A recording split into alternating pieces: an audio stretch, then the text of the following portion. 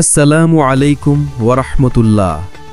আজ আমরা কথা বলবো এমন এক মহান সাহাবীকে নিয়ে, যিনি শুধু যুদ্ধ জেতেননি, জিতেছিলেন সময়, ন্যায় আর মানুষের হৃদয়। তার নাম হযরত আলী রাদিয়াল্লাহু আনহু। তিনি নবী করিম সাল্লাল্লাহু আলাইহি ওয়াসাল্লামের চাচাতো ভাই, জামাতা, ইসলামের প্রথম কিশোর মুসলিম, আর যিনি পরিচিত হয়েছেন আসাদুল্লাহ অর্থাৎ আল্লাহর সিংহ নামে। হযরত আলী রাদিয়াল্লাহু আনহুর জীবন কেবল এক ব্যক্তির গল্প নয়, এটা বিশ্বাস, সাহস আর ন্যায়ের বিপ্লবের কাহিনী। আলী রাদিয়াল্লাহু আনহু জন্ম নেন বানি হাশিম বংশে। তার পিতা ছিলেন আবু তালিব, নবী করিম সাল্লাল্লাহু আলাইহি ওয়াসাল্লামের অভিভাবক। শৈশব থেকেই তিনি নবী সাল্লাল্লাহু আলাইহি ওয়াসাল্লামের ঘরে বড় হন।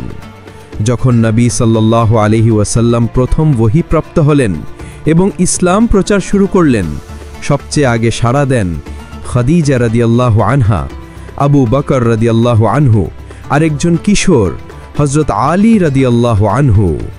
তিনি তখন মাত্র 10 বছর বয়সী, কিন্তু তার ঈমান ছিল পর্বতের মতো দৃঢ়। আল্লাহর পথে দাঁড়াতে কোনো ভয়, কোনো দ্বিধা তাকে ছুঁতে পারেনি। ইসলামের সূর্য যখন মক্কায় উঠেছিল, অন্ধকারের শক্তিরা সেটি নিভিয়ে দিতে চেয়েছিল। নবী করিম সাল্লাল্লাহু আলাইহি ওয়াসাল্লামকে হত্যার ষড়যন্ত্র করা হয়। আল্লাহর নির্দেশে নবী সাল্লাল্লাহু আলাইহি ওয়াসাল্লাম হিজরতের সিদ্ধান্ত নেন।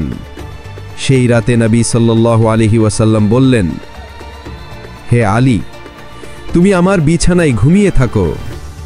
আলী রাদিয়াল্লাহু আনহু জানতেন এর মানে মৃত্যু হতে পারে, তবুও শান্তভাবে বললেন, যদি আপনার জীবন বেঁচে যায় তবে আলীর মৃত্যু তুচ্ছ। সেদিন তিনি নবী সাল্লাল্লাহু আলাইহি ওয়াসাল্লামের বিছানায় ঘুমিয়ে থাকেন। কুফর বাহিনী এসে ভাবে নবী সেখানে ঘুমাচ্ছেন। সকালে তারা দেখে নবী চলে গেছেন আর আলী রয়েছেন নিরাপদে। সেই রাতেই সাহস পেয়েছিল এক নতুন নাম, আলী ইবনে আবি তালিব। যুদ্ধের ময়দানে হযরত আলী রাদিয়াল্লাহু আনহুর নাম শুনলে শত্রুরা ভয়ে কাঁপত। বদরের যুদ্ধে নবী সাল্লাল্লাহু আলাইহি ওয়াসাল্লাম তাকে দিলেন তলোয়ার, জুলফিকার। উহুদের যুদ্ধে তার দেহ রক্তে ভিজে যায়, কিন্তু তিনি পিছু হটেননি।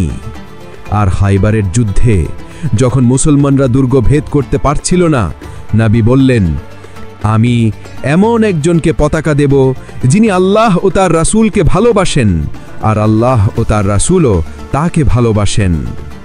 পরের দিন সেই পতাকা দেওয়া হয় আলী রাদিয়াল্লাহু আনহুর হাতে।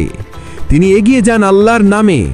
দুর্গের বিশাল দরজা বন্ধ ছিল, আলী রাদিয়াল্লাহু আনহু সেটি একাই তুললেন। পরে সেই দরজাকে 7 জন মিলে সরাতে পারেনি। এ ছিল না মানব শক্তি, এটি ছিল ঈমানের শক্তি।